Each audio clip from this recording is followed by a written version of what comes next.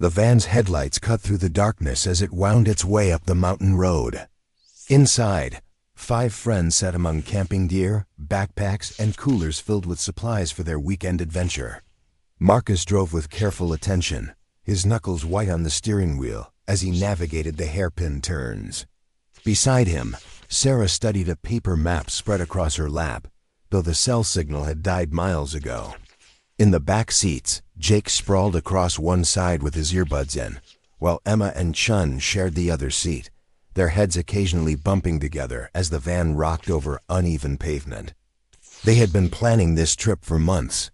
All 5 of them worked demanding jobs in the city, and the idea of 3 nights under the stars in Blackwood Forest had sustained them through long meetings and late nights at the office. The forest was legendary among hikers and campers, known for its pristine wilderness and the peculiar fact that it remained relatively unvisited despite its beauty. Some people said it was too remote. Others whispered about strange occurrences, though those stories seemed more like folklore than fact.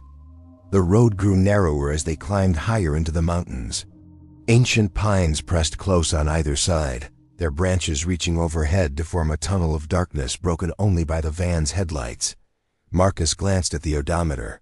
They had been driving for nearly 4 hours since leaving the highway, and the last town was at least an hour behind them. The isolation was exactly what they wanted, though something about the absolute darkness beyond the windows made him grip the wheel a little tighter. Sarah traced her finger along the map, following the thin red line that marked their route. According to her calculations, they should reach the trailhead in another 20 minutes. From there, it would be a 2-mile hike to the clearing where they planned to make camp. The clearing was marked on the map with a small circle and a notation in faded ink that she couldn't quite make out. She had found this map in a used bookstore, tucked inside an old hiking guide from the 1970s. The store owner had seemed surprised to see it and had offered it to her for free, though Sarah hadn't thought much of it at the time. Jake pulled out one earbud as the van hit a particularly rough patch of road. He had been listening to a true crime podcast, his favorite way to pass time on long drives, but the connection had been spotty for the last hour. Now the downloaded episodes had all played through, leaving him with nothing but static and the occasional fragment of a signal that would fade in and out. He switched off his phone to save the battery and looked out the window. The darkness was total and impenetrable, broken only by the sweep of the headlights across tree trunks that seemed to go on forever. Emma reached into her backpack and pulled out a thermos of coffee. She unscrewed the cap and took a long sip, savoring the warmth. The temperature had been dropping steadily as they climbed, and she could feel the chill seeping through the van's thin walls. Chun accepted the thermos when she offered it, and they passed it back and forth in comfortable silence. They had been friends since college, all 5 of them meeting in an outdoor adventure club during their freshman year. That had been 10 years ago, and though life had pulled them in different directions, they made a point of taking at least one camping trip together each year. The road began to level out, and Marcus felt some of the tension leave his shoulders. A weathered wooden sign appeared in the headlights, barely visible beneath a coating of moss and lichen. The words Blackwood Trailhead were carved deep into the wood, though the letters were worn almost smooth by decades of wind and rain. He pulled the van into a small gravel lot surrounded by dense forest. There were no other vehicles, no lights, no sign of any human presence. They were alone. They climbed out of the van, stretching stiff muscles and breathing in the cold mountain air. The silence was profound. Marcus had camped in remote areas before, but this was different. There were no distant highway sounds, no airplane engines overhead, no rustling of small animals in the underbrush. The forest seemed to be holding its breath, waiting for something. Sarah organized their gear with military efficiency, distributing weight evenly among the 5 backpacks. They had planned for 3 days and 2 nights, bringing freeze-dried meals, water purification tablets, a comprehensive first aid kit, and enough warm clothing to handle the mountain temperatures. Each person took responsibility for specific items. Marcus carried the tent. Jake had the cooking equipment. Emma handled the water and food supplies. Chun managed the first aid and emergency gear, and Sarah kept the navigation tools and fire-starting materials.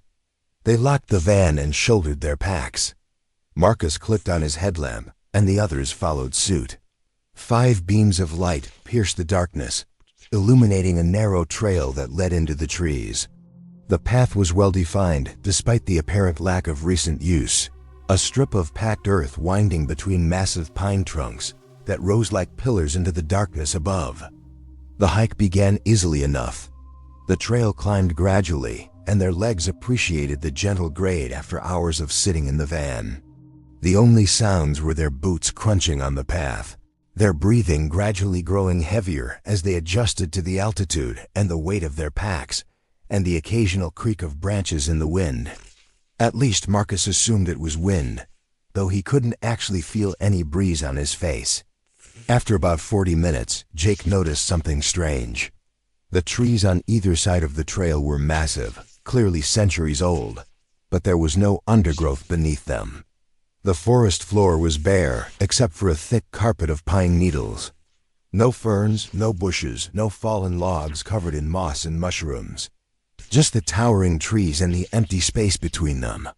He mentioned it to the others, and they all stopped to look around. Emma pointed her headlamp into the forest, watching the beam lose itself in the darkness between the trees. She had studied forestry in one of her college courses, and knew that healthy forests should be full of diverse plant life at all levels.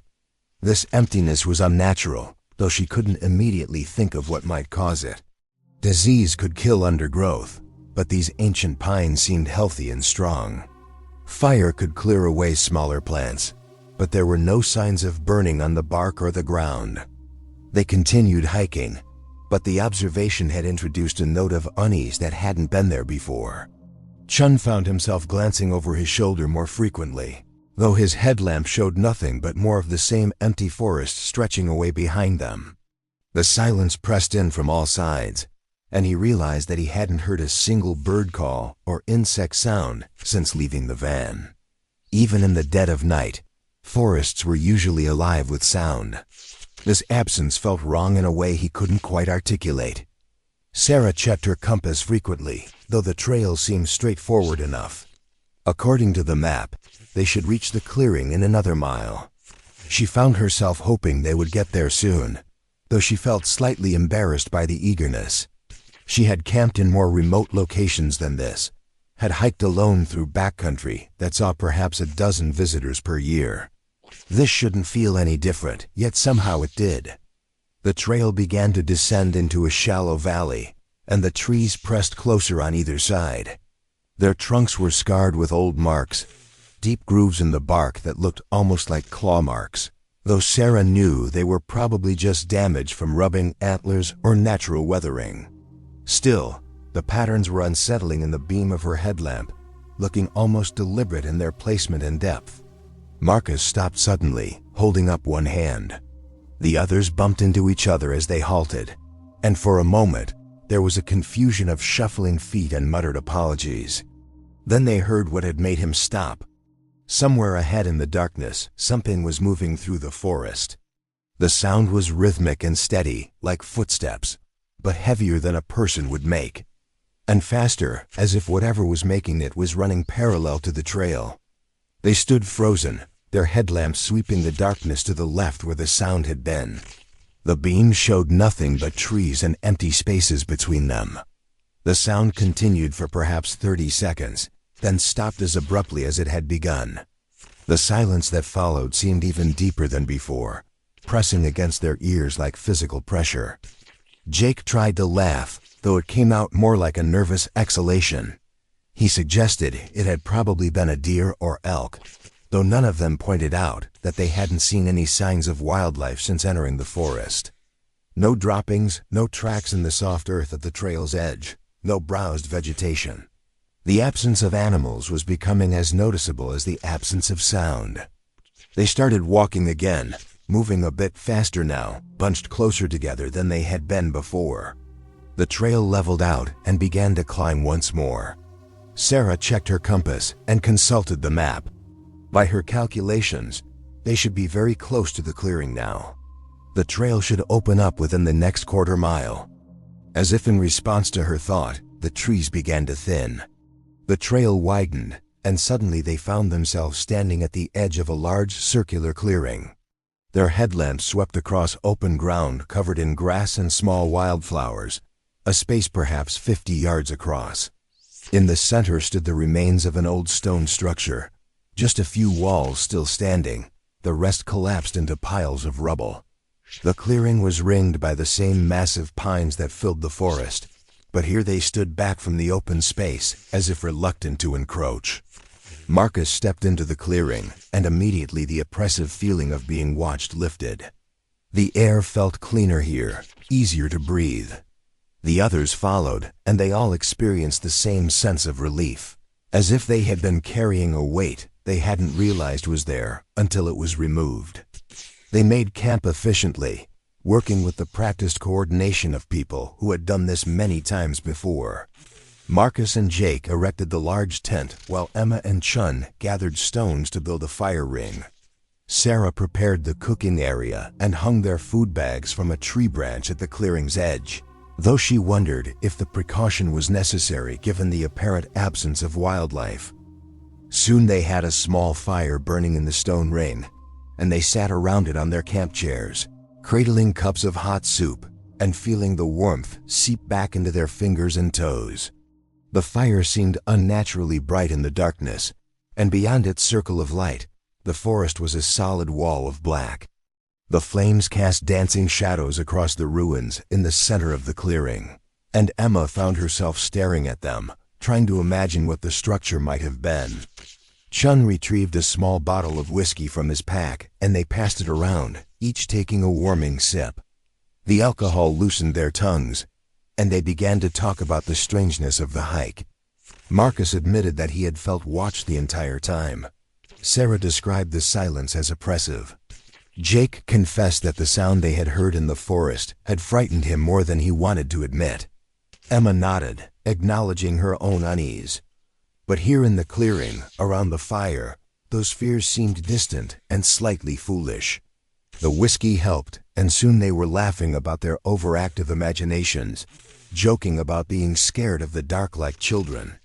Chun suggested that the isolation and the darkness had simply gotten to them, that their city-trained brains weren't used to such complete absence of human presence. It was a reasonable explanation, and they all accepted it gratefully. They ate their dinner of rehydrated chili and instant rice, and Chun produced a bag of chocolate bars for dessert. The fire burned steadily, fueled by dead wood they had gathered from the forest edge. The flames were mesmerizing, and they fell into comfortable silence, each lost in their own thoughts. Sarah found herself studying the ruins more carefully. In the firelight, she could make out more details. The walls were made of fitted stone, the blocks precisely cut and joined without mortar. The craftsmanship suggested age and skill, though she couldn't imagine why anyone would have built a stone structure this deep in the wilderness. A cabin for trappers or loggers would have been made of wood. This looked more like something from an earlier era, perhaps even pre-colonial, though she knew that was impossible.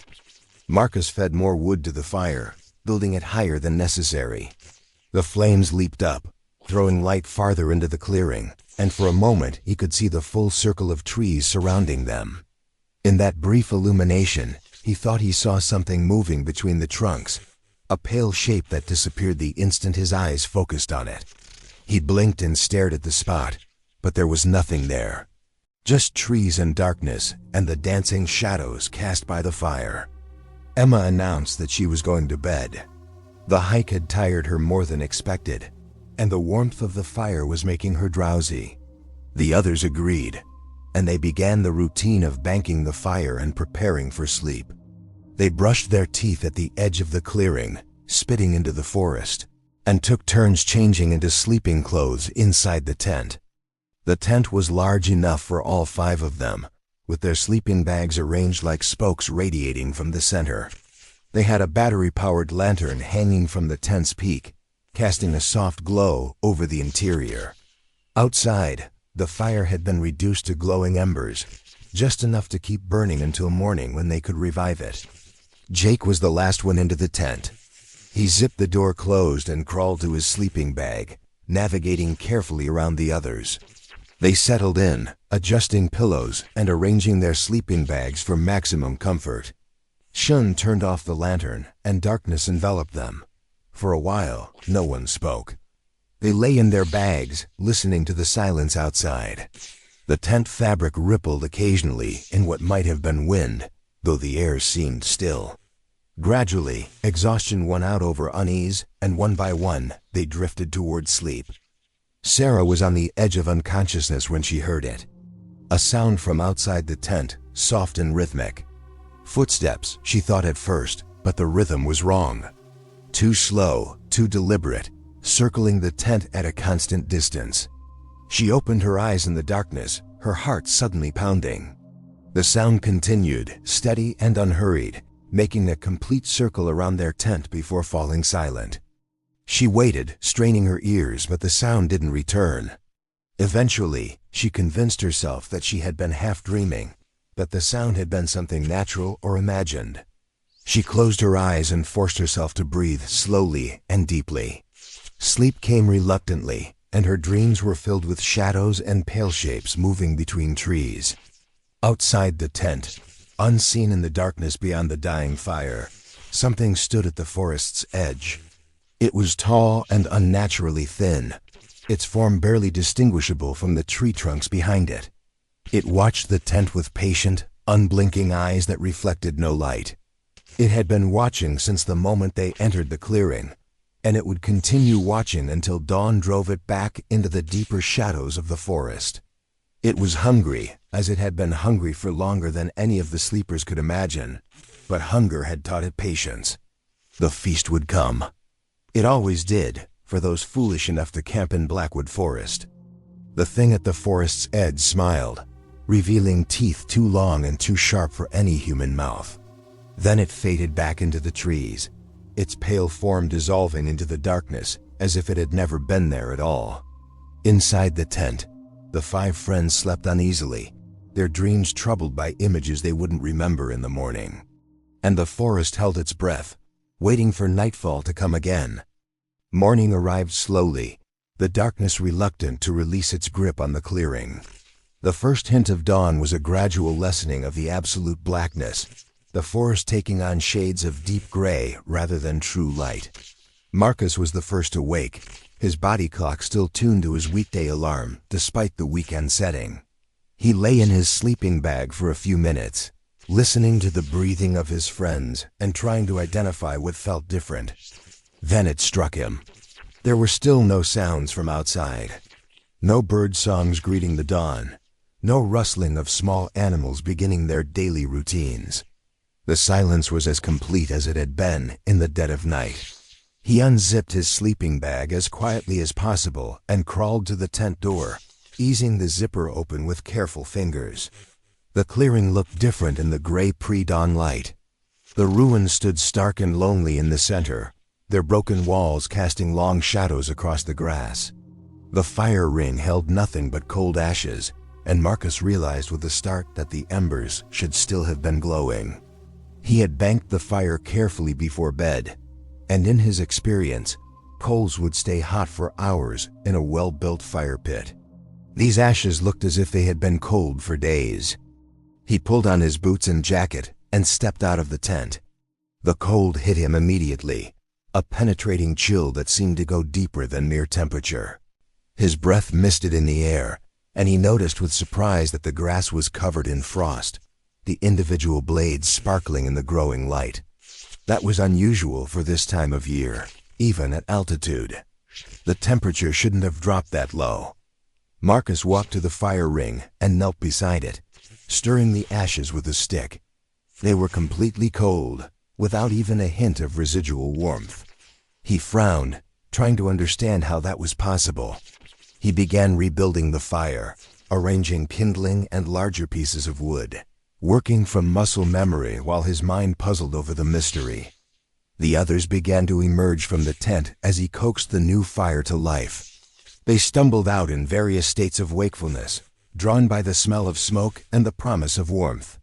Sarah put water on to boil for coffee, while Emma and Chun rummaged through the food bag for breakfast supplies. Jake stood at the clearing's edge, staring into the forest with a troubled expression. They ate breakfast in near silence, each absorbed in their own thoughts.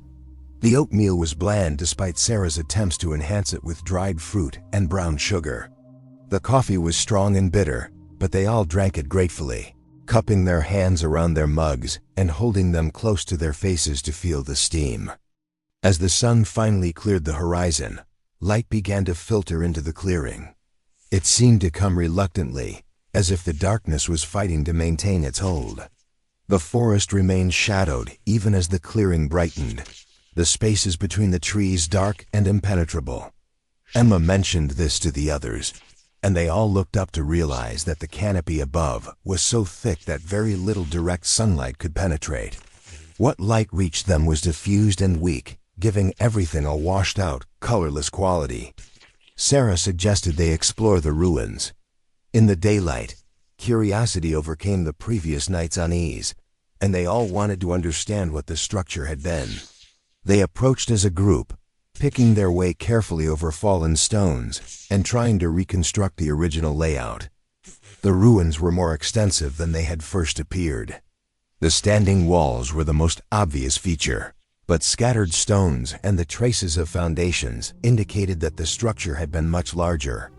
Chun, who had taken several archaeology courses in college, examined the stonework and declared it extremely old. The weathering patterns on the rocks suggested centuries of exposure, possibly longer.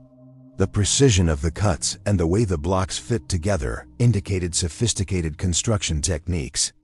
In what appeared to have been the center of the structure, Emma discovered something carved into a flat stone set into the ground. She called the others over, and they knelt around it, brushing away dirt and pine needles to reveal the design. It was a circle containing a complex pattern of lines and symbols. The carving was deep and remarkably well preserved, protected perhaps by its horizontal orientation and regular covering of debris. None of them recognized the symbols, though Marcus thought some of them looked vaguely Celtic or perhaps Nordic. Sarah took several photos with her phone, thinking she might be able to research them once they returned to civilization and had internet access again. The symbols seemed to have a flowing quality, as if they were meant to be read or followed in a specific sequence, but the meaning was completely opaque. Jake had wandered away from the central area, following a line of stones that might have marked an exterior wall. He found himself at the far edge of the ruins, where the forest pressed close. Something caught his eye in the shadows between the trees, and he moved closer to investigate. It looked like more carved stones, but these were different from the fitted blocks of the main structure. These were rough and irregular, arranged in a circle and covered with moss and lichen. He pushed aside some undergrowth and discovered that the stones marked individual graves. There were at least a dozen of them, possibly more hidden deeper in the trees. The stones bore no names or dates, just symbols similar to those they had found carved in the center of the ruins. Jake felt a chill that had nothing to do with the temperature. He called out to the others, his voice sounding strange and flat in the silent forest.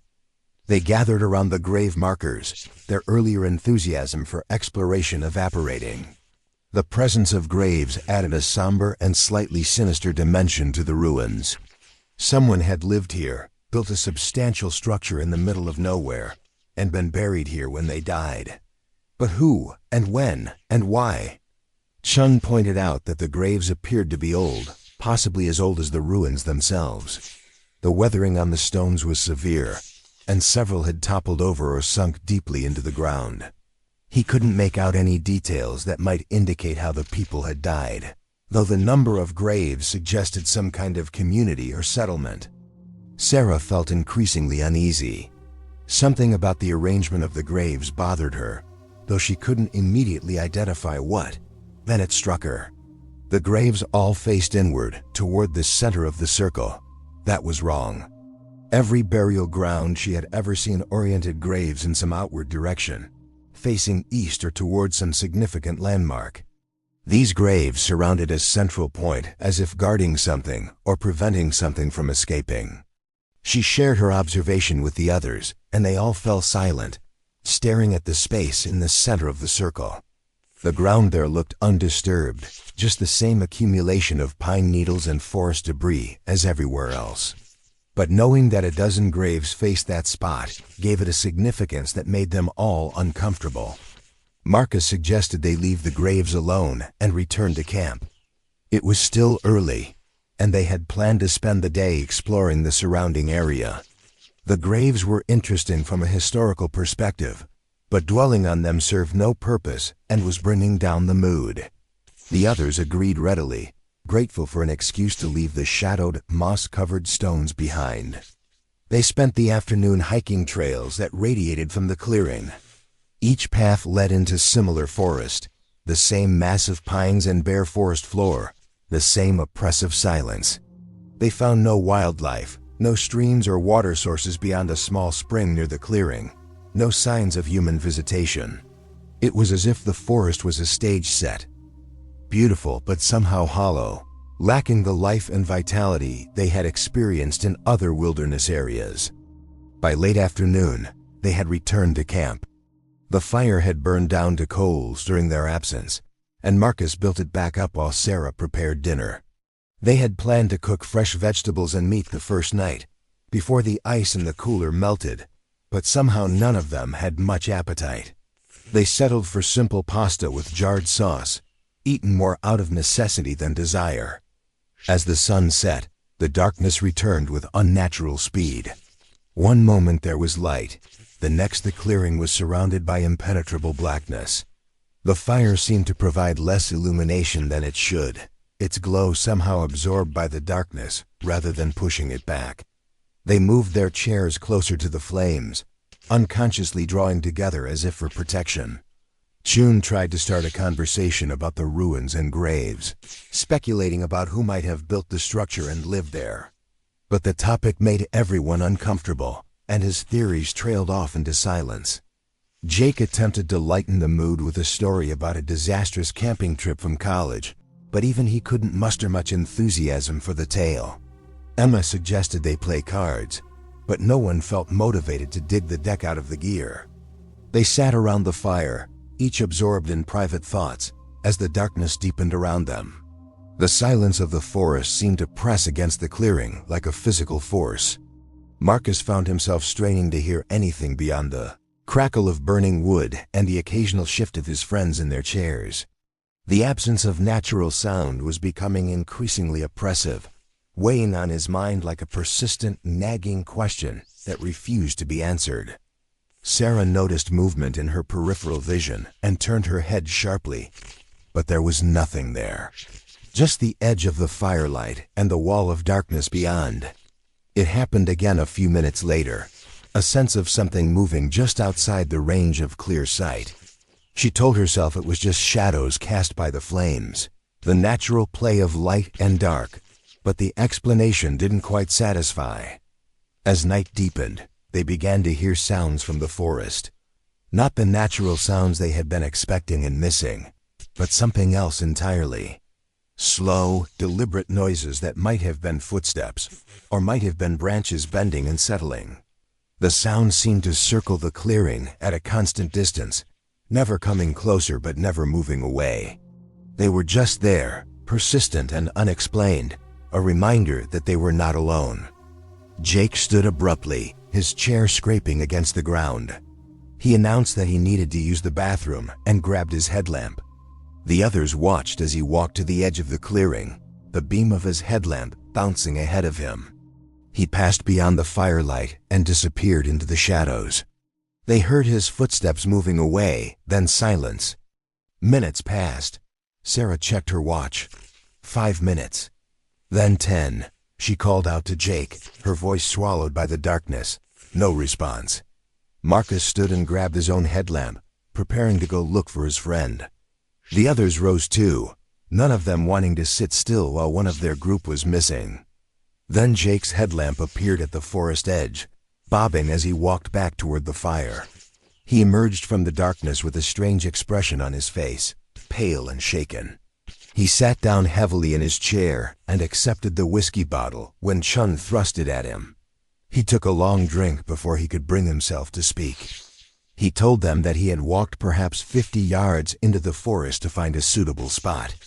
While he was occupied, his headlamp had flickered and nearly gone out, leaving him in almost total darkness. In that moment of near blackness, he had heard breathing very close to him. Not the sound of wind in the trees or any natural noise, but definitely breathing. Slow, raspy, as if whatever was making it had difficulty drawing air. He had fumbled with his headlamp, finally getting it to come back on, and had seen nothing around him but trees. But as he hurried back toward camp, he had felt certain that something was following him, not making any attempt to hide its presence, not trying to catch him, just following at a steady pace. He had forced himself not to run, some instinct telling him that running would be a mistake. Instead, he had walked as quickly as he could without breaking into a jog, his headlamp beam swinging wildly ahead of him until he reached the safety of the clearing and the firelight. The others didn't know what to say. In the city, they would have dismissed the story as imagination or nerves. But here, surrounded by the silent forest and the oppressive darkness, Jake's fear felt contagious. They all found themselves glancing toward the forest edge, searching the darkness for any sign of movement or presence. Emma suggested that they all stick together for the rest of the night. If anyone needed to leave the clearing, they should take at least one other person. It was a sensible precaution, and everyone agreed immediately. The thought of venturing into the forest alone had lost all appeal. They tried to keep the conversation going, but it became increasingly difficult. Long silences stretched between comments, and their words seemed to fall flat, absorbed by the darkness. The fire needed constant feeding, burning through their supply of wood faster than expected. Marcus and Chun made a quick trip to gather more fallen branches from the forest edge, moving as a pair and keeping their headlamps on and their attention sharp.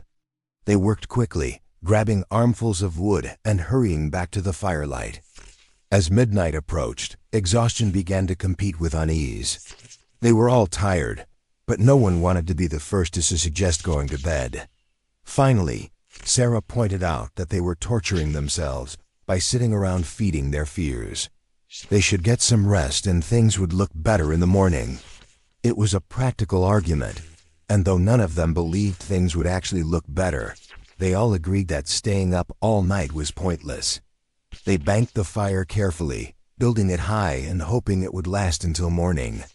They made a final trip to the edge of the clearing, moving as a group before sealing themselves into the tent.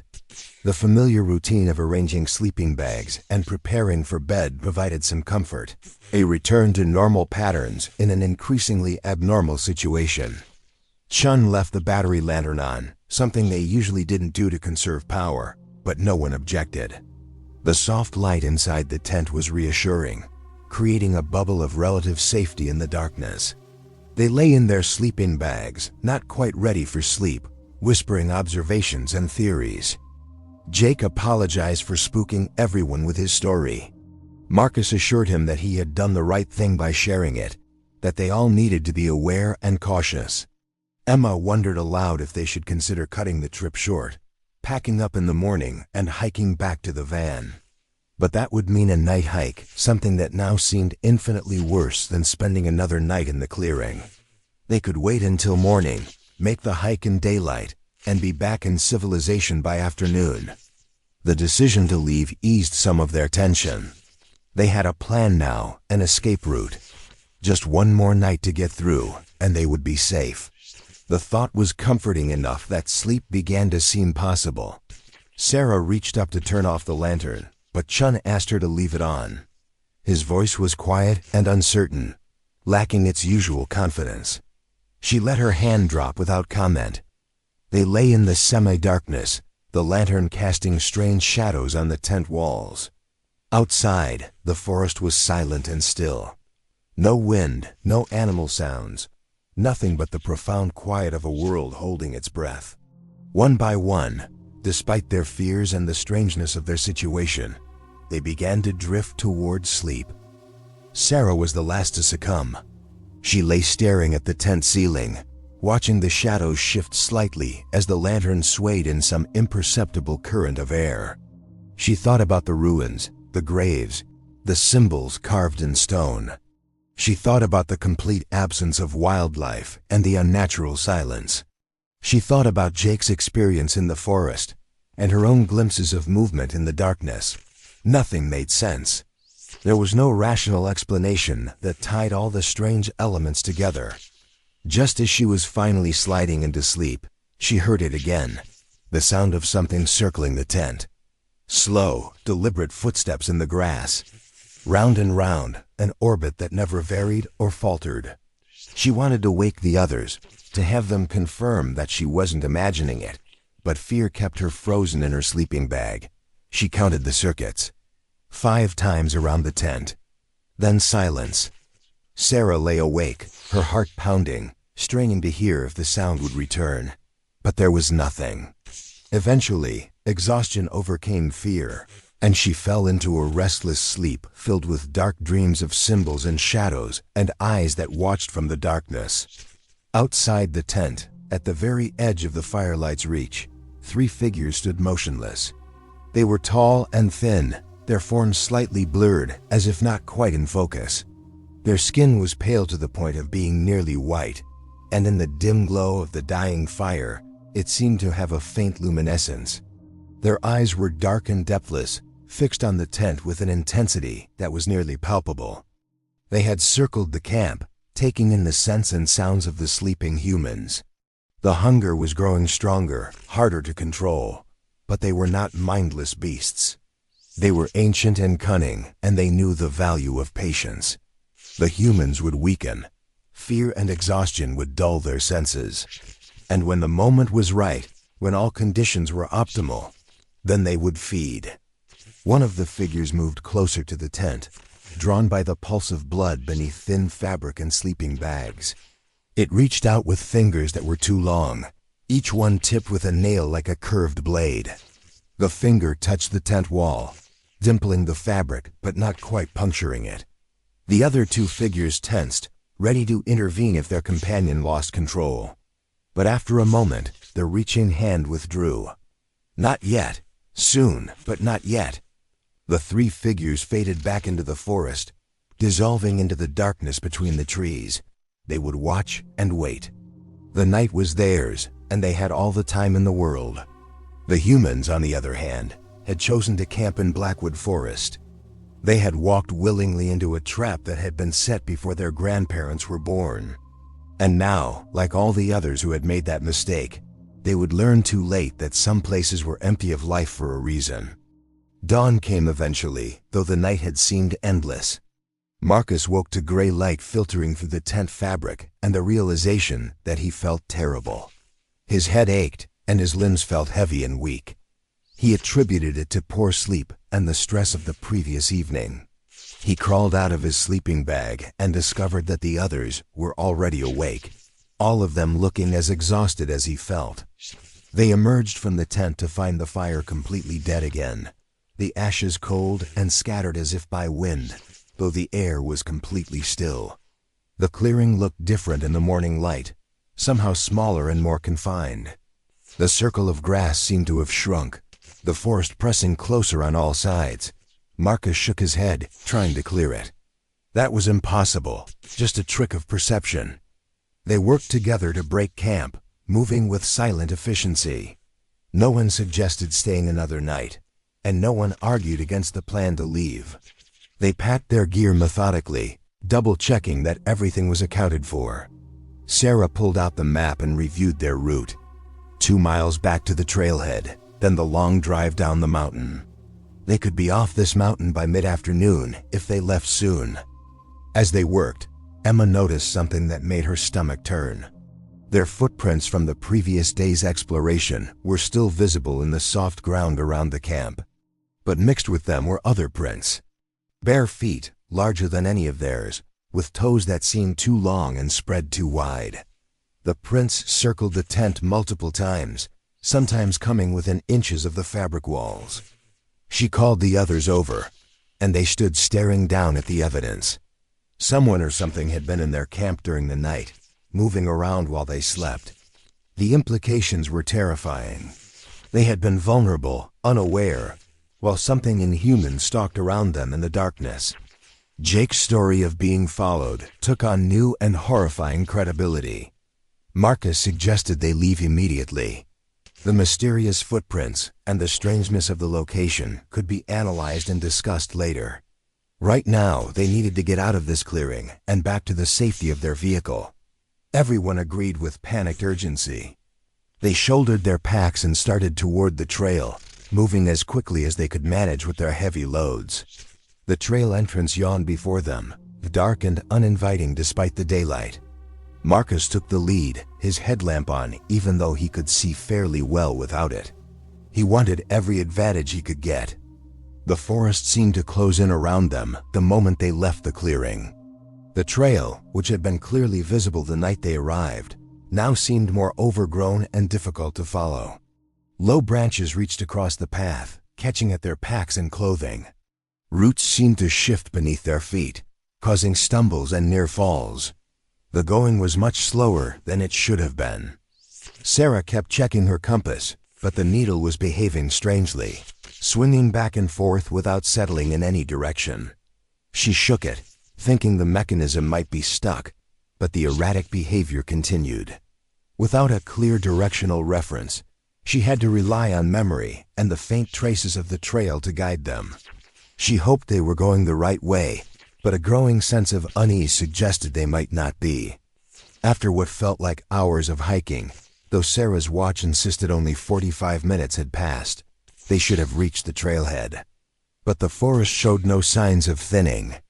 The trees remained massive and closely spaced, the undergrowth absent, the silence absolute. Marcus stopped and turned to face the others. His expression reflected the fear they all felt. They were lost. Chun pulled out his phone, knowing it was useless but needing to try anyway. No signal, as expected, but the GPS function should still work. Except it didn't. The screen showed their location as a gray void, no map data, no position marker. It was as if they had fallen off the edge of the digital world. He showed the screen to the others, and they pulled out their own phones with the same results. Jake suggested they retrace their steps back to the clearing. At least there they had open ground and their bearings. They could start fresh, perhaps try a different route. It was better than wandering aimlessly through the forest. The others agreed, though the thought of returning to that place made Sarah's skin crawl. They turned around and started back the way they had come. But the trail behind them looked different now, as if they were seeing it for the first time. The markers they had unconsciously noted on their way out were absent or changed. A distinctively shaped tree they had passed was nowhere to be seen. The trail seemed to branch in places where it had been straight before. After another hour of increasingly desperate hiking, they had to face the truth. They were completely disoriented. The trail had disappeared entirely, and they were now pushing through virgin forest with no clear sense of direction. The massive pines surrounded them on all sides, identical and infinite, offering no landmarks or reference points. Emma suggested they stop and think rationally. Panic was making them sloppy. They needed to assess their situation, inventory their resources, and make a concrete plan. The others agreed, grateful for a voice of reason. They dropped their packs and sat in a loose circle, trying to ignore the oppressive silence and the shadows that seemed to move in their peripheral vision. Marcus did a quick inventory. They had enough food and water for another 2 days if they rationed carefully. Their clothing was adequate for the temperatures. They had fire-starting materials, first aid supplies, and basic tools. In theory, they could survive for quite a while. The problem wasn't immediate physical danger, but rather their complete inability to navigate out of the forest. Sarah spread out her map, though she knew it was almost useless now. The clearing was marked, and the trail to the trailhead was a simple straight line. But that didn't match their experience. They should have reached the parking lot by now. The forest couldn't be that big. They couldn't have gotten that turned around. Unless something was interfering with their navigation, making them walk in circles or leading them deeper into the woods. She voiced this theory, and though it sounded paranoid and unlikely, none of them could offer a better explanation. Something was wrong with this forest. The absence of wildlife, the unnatural silence, the ruins and graves, the strange footprints, Jake's experience, the navigational failures. These weren't random occurrences. They were pieces of a larger, deeply unsettling pattern. Chun, who had been silent during the discussion, suddenly spoke up. He had been thinking about the graves, about their inward orientation. He had seen similar arrangements in his archaeology courses, burial patterns designed not to honor the dead, but to contain them. The symbol carved in the center of the ruins might not have been decorative. It might have been a ward, a seal, something meant to keep whatever was buried there from emerging. The idea was so far outside their normal frame of reference that at first they didn't know how to respond. Wards and seals belonged to folklore and fantasy, not to real life. But they were sitting lost in an impossible forest, surrounded by silence and shadow, hunted by something that left inhuman footprints. Perhaps the boundaries between folklore and reality were less solid than they had believed. Jake stood abruptly, his face pale and his eyes wide. He pointed into the forest behind Emma. In the shadows between the trees, something was moving. Something tall and pale that seemed to glide rather than walk. They all turned to look, their hearts racing, but the movement had already stopped. There was nothing visible in the direction Jake was pointing. Just trees and shadows and the endless, empty forest. But they all felt it now. The sense of being watched, of being surrounded, of being herded like prey. The thing or things in the forest weren't trying to kill them outright. They were playing with them, wearing them down, letting fear and exhaustion do the work. When the humans were weak enough, when they had lost all hope and fight, then the attack would come. Marcus made a decision. They would not be passive victims. They would return to the clearing, the one place that had felt relatively safe. They would set up a defensive position there and survive until they could figure out how to escape. It wasn't much of a plan, but it was better than sitting exposed in the forest waiting to be picked off. The others agreed immediately, desperate for any course of action. The problem was finding the clearing. They had no idea which direction it lay. Sarah suggested they pick a direction and stick to it. Eventually, they would either reach the clearing, find the trailhead, or hit some other landmark that would give them their bearings. Random movement was better than paralysis. They chose what Sarah's malfunctioning compass suggested might be south, though she had no confidence in the reading. They walked in single file, staying close together, trying to maintain a straight line through the forest. But the trees seemed to shift around them, and paths that looked straight curved imperceptibly. Time lost meaning. They could have been walking for an hour or 5 hours. The gray light filtering through the canopy never changed, providing no clue to the time of day.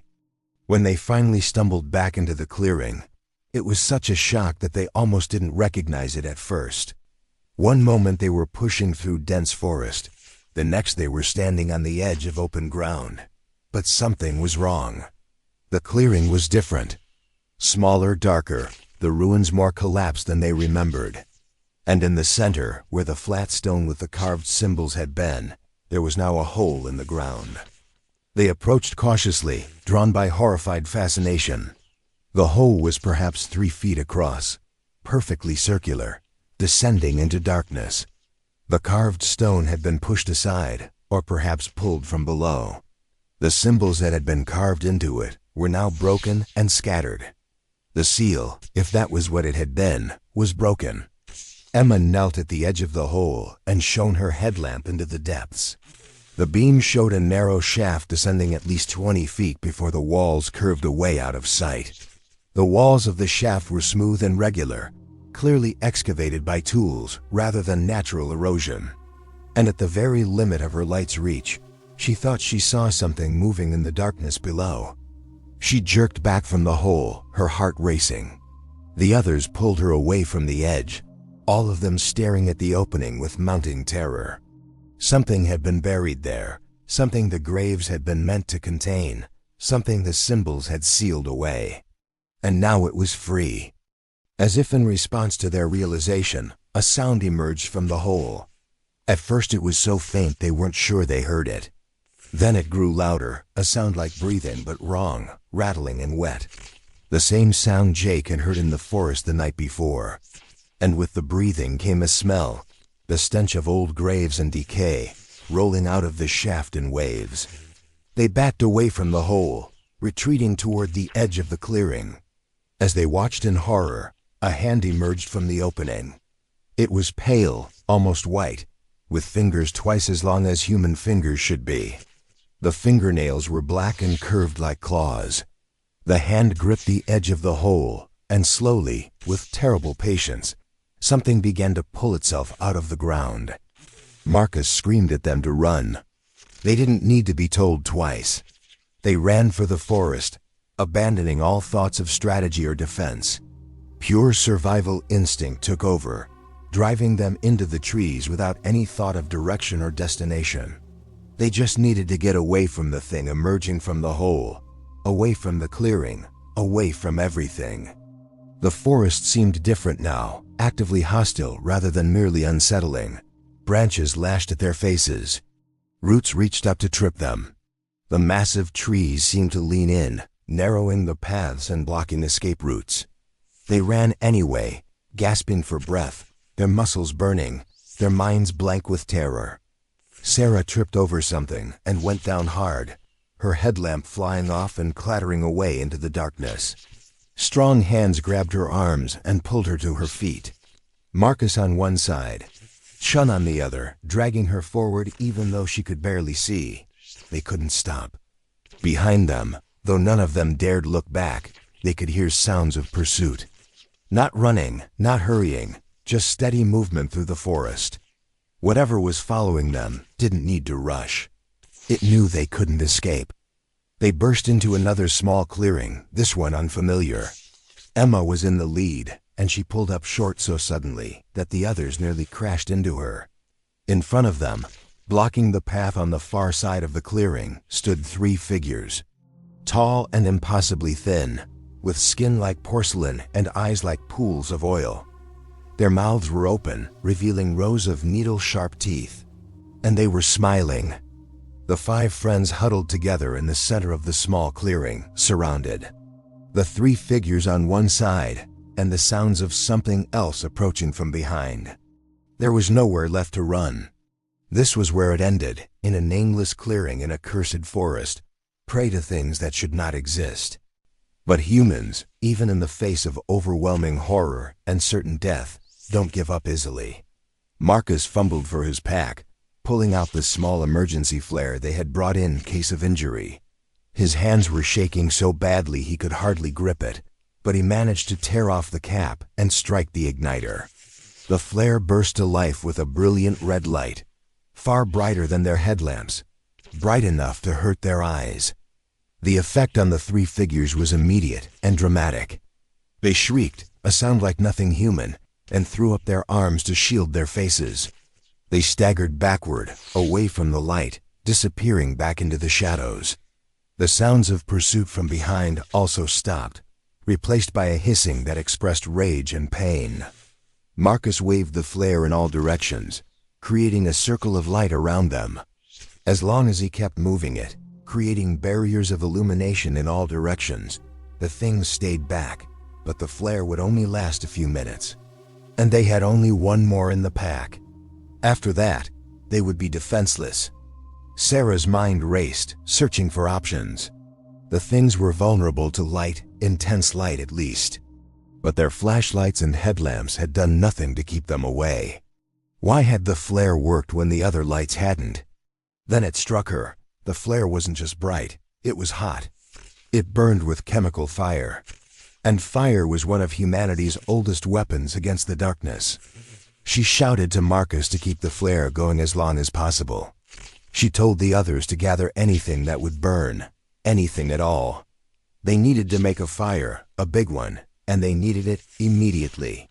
The others responded instantly, their minds focusing on the concrete task. They pulled out everything combustible from their packs. Sleeping bags, clothing, paper maps, freeze-dried food packets still in their wrappers. They piled it all in the center of the clearing. Jake added their remaining fuel for the camp stove, pouring it over the pile of supplies. Chun contributed the whiskey bottle, though he hesitated for just a moment before breaking it over the pile, adding alcohol fumes to the mix. Emma tore pages from books and stuffed them into the pile, creating easy kindling. They worked frantically, aware that the flare was burning down, its light growing dimmer. When Marcus's flare finally sputtered out, plunging them back into relative darkness, Sarah was ready with matches. She struck 3 at once and threw them into the pile. The fuel-soaked materials caught immediately, flames racing through the pile with gratifying speed. Within seconds, they had a bonfire burning, the flames reaching 10 feet high and filling the clearing with light and heat. The effect was even more dramatic than with the flare. The darkness around them seemed to recoil, pulling back from the firelight. The figures that had been closing in were now distant shapes at the very edge of visibility, pacing back and forth, but unable or unwilling to approach. The 5 friends moved closer to the fire, feeling its warmth, drawing strength from its light. But their relief was short-lived. The fire was burning through their supplies at an alarming rate. The synthetic materials of modern camping gear burned hot and fast but didn't sustain. They needed more fuel, real wood, if they wanted to keep the fire going. And that meant venturing away from the light, into the forest where the things waited. Marcus and Chun volunteered to gather wood. They would work together, staying in sight of the fire, grabbing dead branches from the forest floor and bringing them back. It was dangerous but necessary. The others would keep the fire going and watch for any approach. They checked their remaining supplies. 2 headlamps with failing batteries, 1 more emergency flare. Some basic tools. Not much to fight with, but better than nothing. The 2 men moved to the edge of the clearing, grabbed fallen branches, and dragged them back to the fire as quickly as possible. They worked in manic bursts, venturing out, grabbing fuel, retreating to safety. Each trip took them a little farther from the fire's light, into deeper shadows where the things waited. But the things seemed genuinely deterred by the flames. They watched from the darkness but did not attack. After what felt like hours but was probably only 30 minutes, they had accumulated a substantial pile of wood. It would burn more slowly than their camping gear, giving them time to rest and think. They fed branches to the fire constantly, keeping the flames high and bright. The circle of light around them grew larger, pushing the darkness back to the tree line. As the immediate panic faded, replaced by exhausted vigilance, they began to discuss their situation. They were trapped in this clearing, surrounded by hostile creatures that couldn't approach the fire but showed no signs of leaving. Their supplies were mostly burned. They had water but little food. And eventually, either the wood would run out or exhaustion would cause them to let the fire die. Then the things would come. Emma, her mind slightly clearer now that she felt relatively safe, began to think about what they were facing. The creatures were clearly afraid of light and fire. They were fast and strong but seemingly not invulnerable. The graves and the seal had contained them for what might have been centuries, which meant there was a time when humans had fought these things and won, at least temporarily. That knowledge had been carved in stone, a warning and perhaps instructions for any who came after. She wished desperately that she had studied the symbols more carefully, that she had tried harder to understand their meaning. The answer to survival might have been literally beneath their feet when they camped in the clearing, and they had ignored it in their ignorance. Now all they could do was maintain the fire and hope that daylight, when it finally came, would provide some protection or opportunity for escape. The night wore on with agonizing slowness. They took turns keeping watch, 2 awake at all times while the others tried to rest close to the fire. Sleep was nearly impossible, each person jerking awake at the slightest sound or movement in the surrounding darkness. The creatures remained visible at the forest edge, pale figures that never stopped moving, never stopped watching. Sometimes there were 3 visible, sometimes more, sometimes just shadows that might have been creatures, or might have been tricks of the firelight. During one of Sarah's watch shifts, she observed the creatures more carefully. In the flickering firelight, she could make out more details. They were humanoid in shape, but wrong in every proportion. Too tall, too thin, with limbs that seemed to have extra joints. Their faces, when she could glimpse them, were distorted parodies of human features. Large eyes set too far apart, noses that were barely more than slits, and those mouths so wide and filled with teeth that had nothing to do with eating normal food. She remembered reading once about vampires, about the folklore that appeared in cultures around the world. Blood-drinking creatures that hunted in the night and feared the sun. But those were just stories, weren't they? Myths created to explain disease and death in eras before modern medicine. Except she was looking at something that matched those ancient descriptions with terrifying accuracy. If these things were what folklore called vampires, then there might be more information embedded in those old stories. Vulnerabilities beyond just light and fire. Ways to kill them permanently. But Sarah's knowledge of vampire mythology was limited to movies and novels, entertainment rather than useful information. She cursed her generation's ignorance of the old stories, the dismissal of folklore as mere superstition. Those stories had been warnings, and humanity had forgotten how to read them. Dawn came eventually, though the forest seemed reluctant to release its grip on the night. The darkness faded to gray, and the fire's light became less dominant. The creatures at the forest edge hissed and retreated farther back into the trees. With the coming of day, the 5 friends felt safe enough to let the fire burn lower, conserving their remaining wood. They were exhausted, filthy, and terrified, but they were alive.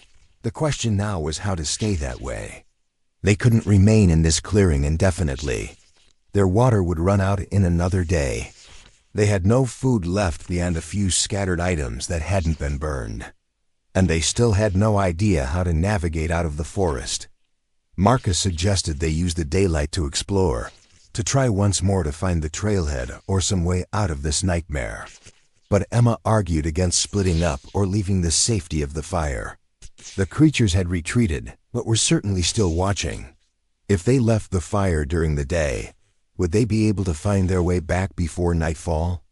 Could they establish another fire quickly enough if they were caught in the open? The debate was interrupted by a sound from the forest.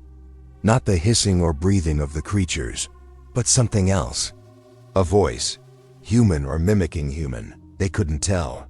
It called out to them, words that were almost but not quite understandable. The voice seemed to come from different directions, surrounding them, mocking them. Sarah shouted back, demanding to know what wanted from them. The response was laughter, cold and cruel, echoing through the trees. Then words, clearer now. They had disturbed the seal. They had freed what should have remained buried. Now they would pay the price. They would feed the ancient hunger. Their blood would strengthen what had been weakened by centuries of imprisonment. The voice faded, leaving them in silence once more. But the message was clear. These creatures saw them not as threats or even as equals, but as food. The torment, the hunting, the long night of fear, it had all been a game. The creatures were playing with their prey, savoring the fear, drawing out the experience. When they tired of the game, the end would come swiftly and brutally. Jake broke the silence with a desperate suggestion. They should go back to the main clearing, back to where the hole was. If the creatures had come from there, maybe that was also how to send them back. Maybe the seal could be repaired. Maybe the symbols could be recarved. It was a thin hope, but it was something. A possible action in a situation where they felt powerless. The others considered the idea. It was dangerous, perhaps suicidal. The hole was where the creatures had emerged, possibly where more of them remained. But Jake was right that their current strategy of just surviving was ultimately hopeless. They needed to take action, to attack the problem at its source. And the source was the broken seal in the clearing. They spent the daylight hours preparing as best they could. They fashioned crude torches from broken branches wrapped with strips of torn clothing and soaked in the last of their fuel. They tested them, making sure they would light easily and burn long enough to be useful. They divided up their remaining supplies, each person taking water and anything that might serve as a weapon. As the sun began its descent toward the horizon, they extinguished their fire. It felt like cutting a lifeline, abandoning their one source of protection. But they couldn't carry the fire with them, and they couldn't maintain it where they were indefinitely. The only way forward was toward the danger, not away from it. They moved through the forest in tight formation, each person with a torch ready to light. Marcus led with their last emergency flare in hand, prepared to use it if they were attacked. The forest seemed to watch them, silent and malevolent. The creatures were out there, pacing them, waiting for the moment to strike. But that moment didn't come. Perhaps the things were curious about what the humans intended. Perhaps they were confident enough in their eventual victory to allow this final desperate attempt. The main clearing appeared ahead of them, still recognizable despite the changes. The hole in the center yawned like a mouth, dark and threatening. They approached cautiously, fanning out to approach from different angles. The fallen stone with the carved symbols lay nearby, broken into several large pieces. The symbols themselves were damaged but still partially visible. Emma knelt beside the broken stone, studying the symbols with desperate intensity. If there was any answer here, any clue to sealing the hole again, it would be in these carvings. She traced the lines with her fingers, trying to understand the pattern, the meaning. Some of them looked almost familiar, resembling symbols she had seen in books on ancient languages and religious iconography. Chun joined her, and together they began to reconstruct what the complete symbol might have looked like. It seemed to be a binding sigil, a magical formula designed to trap or contain something. The outer circle represented a barrier. The inner lines channeled power or energy, and the smaller symbols around the edge were words or names, perhaps a description of what was being bound or an invocation of what power was doing the binding. As they worked, the sun continued its descent. The light in the clearing grew dim and orange, warning that they had perhaps an hour before true darkness fell. Marcus and Jake kept watch, their torches unlit but ready. Sarah stood at the edge of the hole, staring down into the darkness, trying to build up the courage for what she was beginning to realize she would have to do. Someone would need to go down into the hole. Whatever mechanism had sealed it originally might still be down there, broken or deactivated but possibly repairable. Or perhaps the answer was simpler. Perhaps they just needed to destroy whatever rested at the bottom. But either way, someone had to descend into that shaft, into the lair of the creatures, and try to fix what had been broken. Sarah volunteered before she could talk herself out of it. The others immediately protested, but she cut them off. She was the smallest and lightest, making her the logical choice if they needed to use their belts and rope to create an improvised climbing harness.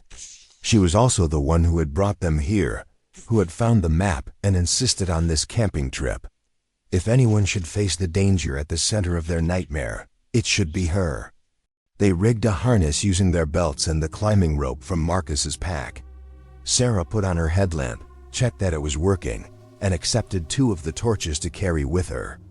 The others would lower her down as far as the rope reached. If she needed to go deeper, she would be on her own. She would call up if she found anything, and they would pull her back up as quickly as possible. As the sun touched the horizon, painting the clearing in shades of red and gold, Sarah positioned herself at the edge of the hole. She could feel cold air rising from below, carrying that smell of graves and decay. Her hands were shaking, but her jaw was set with determination. She looked at her friends, memorizing their faces in case this was the last time she saw them. Then she nodded, and they began to lower her into the darkness. The descent was terrifying. The shaft walls were smooth and damp, offering no handholds. Her headlamp beam showed nothing but more shaft going down and down. After perhaps 20 feet, the rope reached its end. She called up that she needed to go farther. Marcus shouted down that they had no more rope. She would have to climb back up or drop and hope the bottom wasn't too far below. Sarah made the decision in a heartbeat. She unclipped from the harness and dropped, falling through darkness for what felt like an eternity but was probably only a few seconds. She hit the ground hard, rolling to absorb the impact, and lay gasping in the darkness. Pain shot through her ankle, but when she tested it carefully, nothing seemed broken. Bruised and sprained perhaps, but functional. She stood slowly, holding one of her torches ready to light. Her headlamp beam swept the space, revealing that she was in a chamber much larger than the shaft. The walls were carved stone, covered in symbols similar to those on the surface. The chamber was roughly circular, perhaps 30 feet across, and in the center, set into the floor, was another carved stone. This one was intact, still bearing its full complement of symbols, and it was glowing faintly, a soft blue light that pulsed like a slow heartbeat. Sarah approached the stone carefully, every sense alert for danger. The chamber appeared empty, but that didn't mean it was safe. She knelt beside the glowing stone and examined it closely. The symbols were more complex than those on the surface, layers of meaning carved over and around each other. This was the source, the actual seal that held the creatures. And it was failing, the light growing dimmer even as she watched. She shouted up to the others, her voice echoing strangely in the chamber. She described what she had found. Emma called down questions, trying to understand the mechanism. The conversation was difficult, with words echoing and distorting, but gradually they worked out a theory. The seal required power to maintain, and that power had been fading over the centuries. When they had camped above, when they had disturbed the site with their presence and their ignorance, they had somehow accelerated the seal's failure. Now it was nearly broken, and the creatures were free to hunt. To repair it would require more than just physical restoration. The seal was magical in nature, powered by some force or intention that Sarah didn't understand. But maybe, just maybe, that force could be rekindled. Maybe the symbols themselves held power, and by activating them properly, the seal could be restored. But how? Above, Chun was frantically trying to reconstruct his memory of comparative religion courses from college. Binding sigils in various traditions required different elements. Some needed sacrifice. Some needed specific words spoken with intent and belief. Some needed blood. The thought made him shudder, but he couldn't ignore it. Many ancient magical practices had involved blood as a source of power. He shouted his theory down to Sarah. She listened, her face pale in the dim light of her headlamp. Blood magic. It made a horrible kind of sense. The creatures fed on blood were sustained by it. Perhaps the seal required blood to work, a small sacrifice to prevent larger horror. But whose blood, and how much? As if in answer, Sarah heard movement in the shadows at the edge of the chamber. Her headlamp swung toward the sound, and she saw them. 3 creatures, crouched in alcoves carved into the chamber walls. They had been there all along, watching her, waiting. Now they stirred, unfolding their 2 long limbs and moving toward her with slow, deliberate intent. Sarah backed up until she was standing directly over the glowing seal. She pulled out her matches and lit both torches, holding them out to either side. The creatures stopped, hissing at the flames, but they didn't retreat. Down here in their lair, they were bolder. The fire would buy her time, but not much. She had perhaps seconds to decide what to do. She made her choice in that instant, acting on instinct and desperation rather than any real plan. She dropped one torch, freeing her hand, and pulled out her pocket knife. She opened the blade, and before she could think about it too long, drew it across her palm. Blood welled up immediately, and she held her hand over the seal, letting the blood drip onto the carved symbols. The effect was immediate and dramatic. The seal flared with brilliant blue light, so bright it forced her to close her eyes. She felt heat against her skin and a sense of power moving through the air, invisible but palpable. The creatures shrieked, a sound of rage and pain mixed with something that might have been fear. When Sarah could open her eyes again, she saw that the light from the seal had expanded, filling the chamber with its glow. The creatures were trapped in the light, unable to approach or escape. They writhed and hissed, their forms seeming to become less solid in the intense illumination.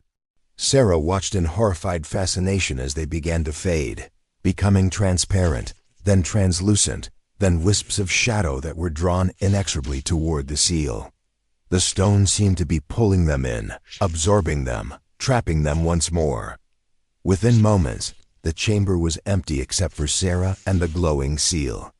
The light pulsed once more, bright enough to make her shield her eyes, then settled to a steady glow much stronger than it had been before. The seal was restored, powered by her blood and perhaps by her intention, her desperate will to stop the creatures and protect her friends. Sarah stood swaying, suddenly aware of how much blood she had lost. Her hand throbbed and she felt lightheaded and weak. She wrapped her bleeding palm in a strip torn from her shirt and called up to the others. She was alive. The creatures were sealed, but she needed help getting back to the surface. Her voice sounded distant and strange in her own ears, and the edges of her vision were going dark. Above, Marcus and Jake were already working on a solution. They had retied the rope and were preparing to lower it again, this time with loops tied at intervals that Sarah could use as handholds to climb. Marcus lay on his stomach at the edge of the hole and dropped the rope, calling down to Sarah to take it when it reached her. The climb back up was agonizing. Sarah's injured hand could barely grip, and her sprained ankle screamed with pain every time she put weight on it. But she forced herself upward, hand over hand, foot over foot, while her friends pulled from above. It felt like it took hours, though it was probably only minutes.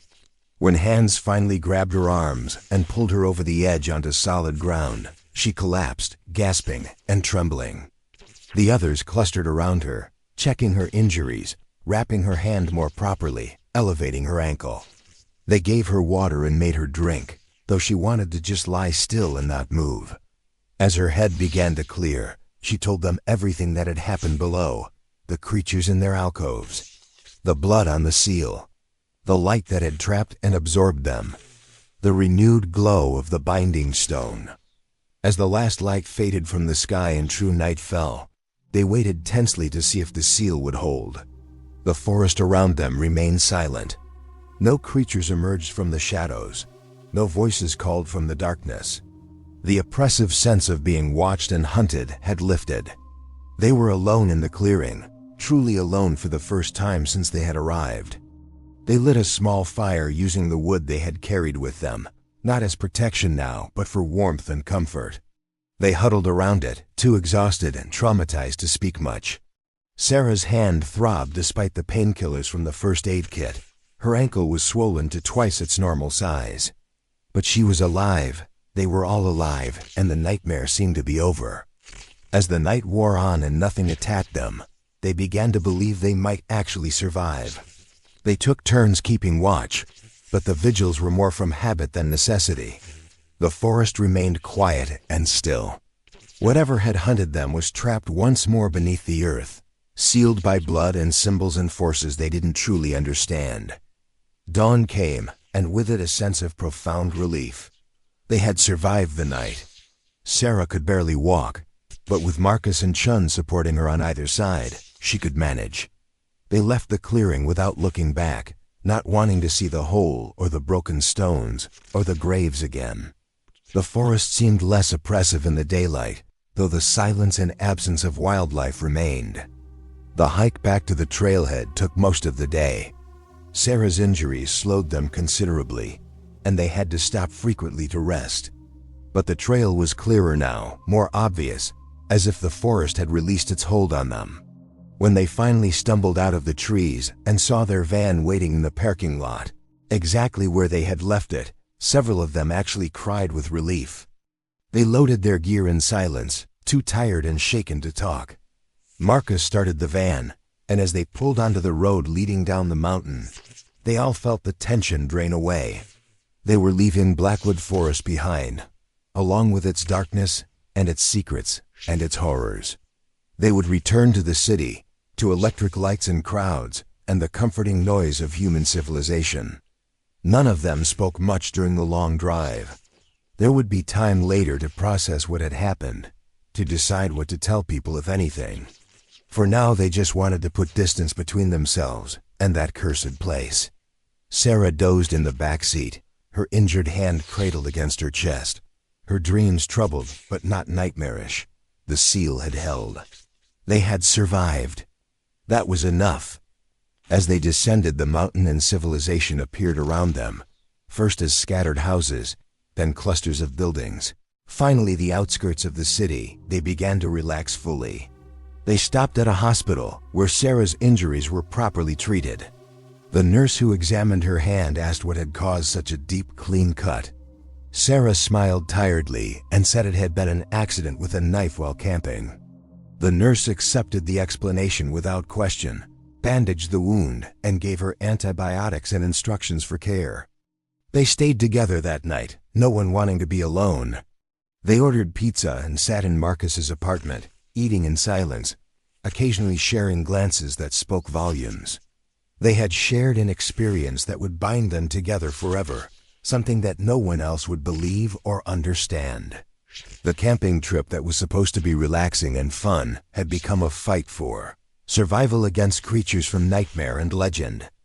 Over the following days and weeks, they each dealt with the trauma in their own ways. Chun threw himself into research, trying to understand what they had faced. He discovered references in old folklore to places where the barrier between worlds was thin, where ancient evils had been sealed away by those who came before. Blackwood Forest wasn't named on any list he could find, but the patterns matched. A place where people disappeared. A place where wildlife wouldn't go. A place that was beautiful but empty. Emma started having nightmares and eventually sought therapy. She couldn't tell her therapist the truth, so she described it as a traumatic camping experience where they had gotten lost and feared for their lives. It was true enough, and the therapist helped her develop coping strategies for the anxiety and fear that lingered. Slowly, she began to sleep better, though she never wanted to go camping again. Jake dealt with it through dark humor and avoidance. He made jokes about their worst camping trip ever and deflected serious conversations about what had happened. But his friends could see the strain in his eyes, the way he avoided dark places and always kept lights on when he was home alone. The experience had marked him, and he carried the scars invisibly. Marcus became obsessed with warning others. He wanted to post about Blackwood Forest online, to mark it as dangerous, to prevent anyone else from making their mistake. But the others convinced him that such warnings would either be ignored as internet nonsense or would attract exactly the wrong kind of attention. Curiosity seekers and thrill seekers who would go looking for the danger and find it. Better to let the forest keep its secrets and hope that its isolation would protect future victims. Sarah healed physically, the cut on her hand leaving a pale scar across her palm. But she knew she would never fully heal from what had happened. She had descended into darkness, had faced creatures that shouldn't exist, had fed her blood to an ancient seal to trap them once more. She had changed in fundamental ways, her understanding of the world permanently altered. There were things in the darkness, old things, hungry things, and only the thinnest barriers kept them from emerging to feed. Months later, on a cold winter evening, the five of them gathered at Sarah's apartment. They had been meeting regularly, drawn together by shared trauma, and the knowledge that only they could understand what each was feeling. Sarah had been doing her own research, using her scar and her blood connection to the seal as a strange sort of compass. She thought she could feel it sometimes, a pulse in her palm that matched the rhythm of the seal's glow. And recently, that pulse had been growing weaker. She shared her concerns with the others. The seal was powered by her blood, by her sacrifice and intention. But that power wasn't infinite. It would fade over time, and when it did, the creatures would be free again. Not immediately, probably not for years, but eventually. And when they emerged, they would be hungry and angry, and they would hunt. The group discussed what to do with this information. They couldn't ignore it, couldn't pretend the problem didn't exist. But they also couldn't spend the rest of their lives guarding the seal or checking on it. They were ordinary people with jobs and families and lives. They had survived one encounter with ancient evil, But that didn't make them heroes or guardians. In the end, they made a pact. They would document everything they knew about the seal, the symbols, and the ritual of renewal. They would seal this documentation and give copies to each person, along with instructions to be opened only if necessary. If the seal weakened too much, if the creatures began to emerge again, then whoever was still alive and able would return to Blackwood Forest and renew it. Blood for blood, sacrifice for protection, as it had apparently been done for centuries before them. It was an imperfect solution, but it was all they had. They were 5 ordinary people who had stumbled into an ancient conflict between light and darkness, and they had emerged alive but changed. Now they carried the knowledge and the burden, hoping they would never need to use it, but prepared to do so if necessary. Sarah felt the pulse in her palm, that faint echo of the seal's power. It was steady now, strong enough for years to come. But someday, someone would need to make that journey again. Someone would need to descend into the darkness and feed the seal with their blood. It was a grim inheritance, but it was the price of survival. The darkness was always waiting, always hungry, held back only by symbols carved in stone and the willingness of ordinary people to stand against it. They raised their glasses in a silent toast to survival and sacrifice, to friendship and courage, to the light that pushes back the darkness even when that light must be fed by blood. Then they drank, and the conversation turned to lighter topics, to work and relationships and the mundane concerns of everyday life. But the knowledge remained, a shadow behind their eyes, a weight on their hearts. They had faced the darkness and survived. And if necessary, they would face it again. The city lights glowed beyond Sarah's windows, a constant illumination that held back the night. But beyond the city, in the mountains and forests, the darkness remained, ancient and patient, sealed but not destroyed, waiting for the day when the barriers would weaken and the hungry things could emerge once more to hunt. That day would come eventually, as it had come before. And when it did, there would need to be someone willing to stand at the boundary between worlds, to mark the line between civilization and chaos, between life and death. Someone willing to pay the price in blood. Sarah touched her palm, feeling the scar tissue beneath her fingers. She had paid once and would pay again if necessary. They all would. It was the burden they had accepted, the responsibility that came with knowledge. The darkness was real, and it was hungry, but humanity had faced darkness before and survived. As long as there were people willing to stand against it, willing to maintain the seals and speak the words and make the sacrifices, the darkness could be held at bay. Not forever, but long enough. Always just long enough. The evening wore on, and eventually the gathering broke up. They hugged goodbye, holding each other a little longer than necessary, drawing strength from physical contact and shared experience. Then they dispersed into the night, back to their separate lives, carrying their secrets and their scars and their determination to face whatever came. Sarah stood at her window after the others had left, looking out at the city lights and the darkness beyond. Somewhere out there, in the depths of Blackwood Forest, the seal glowed with faint blue light. And trapped beneath it, held by symbols and blood and ancient magic, the creatures waited, patient and eternal and hungry, as they had waited for centuries, as they would wait for centuries more, unless the seal failed, unless no one came to renew it, unless humanity forgot the old warnings and the old ways. Then the darkness would rise again, and the hunting would begin anew. But tonight the seal held. Tonight the barriers stood firm. Tonight humanity was safe, protected by 5 ordinary people who had become extraordinary through survival and sacrifice. Sarah touched her palm one more time, feeling that faint pulse of power, and smiled grimly. The darkness was always waiting. But so was she.